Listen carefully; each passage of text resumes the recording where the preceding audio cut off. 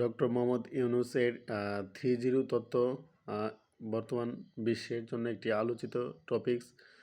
Doctor Mohammad Yunus 2006 সালে Nobel পুরস্কার পেয়েছিলেন।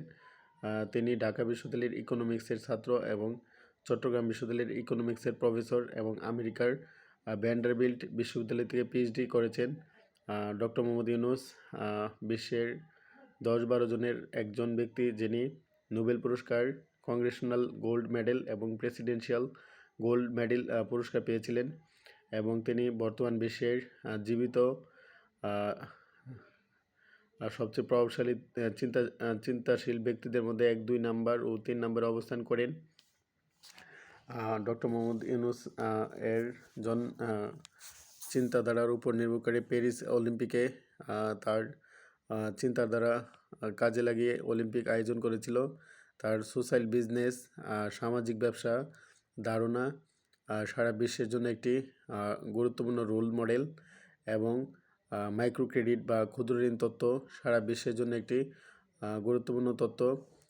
ডক্টর মোহাম্মদ ইউনূসের পদাঙ্ক অনুসরণ করে আমি সারা বাংলাদেশে এবং সারা বিশ্বে শান্তি প্রতিষ্ঠার জন্য কাজ চালিয়ে যাচ্ছি।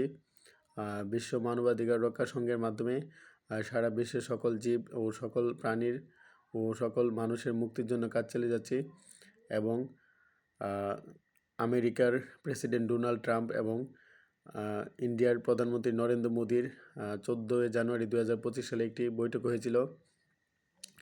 আমেরিকার এবং ইন্ডিয়ার মধ্যে শান্তি প্রতিষ্ঠিত হলে সারা বিশ্বের মধ্যে তা অনেক গুরুত্বপূর্ণ একটি প্রভাব বিস্তার করবে এবং আমেরিকা ইন্ডিয়ার মধ্যে শান্তি চুক্তি হলে বাংলাদেশের ক্ষেত্রেও তা একটি গুরুত্বপূর্ণ নির্ধারক হিসেবে বা লাভবান হিসেবে আমি বিবেচিত করি। বিশ্ব মানবাধিকার রক্ষা সংঘ সারা বিশ্বের সকল দেশে কিভাবে শান্তি প্রতিষ্ঠা করা যায় সেই জন্য কাজ চালিয়ে যাচ্ছে। আমার সংগঠন বিশ্ব মানবাধিকার রক্ষা সংঘ একটি লক্ষ্য কিভাবে বিশ্ব শান্তি প্রতিষ্ঠা করা যায় সেই জন্য কাজ চালিয়ে যাচ্ছি। বিশ্বের সকল জীব, সকল প্রাণী ও সকল মানুষের মুক্তির জন্য কাজ চালিয়ে যাব ইনশাল্লাহ।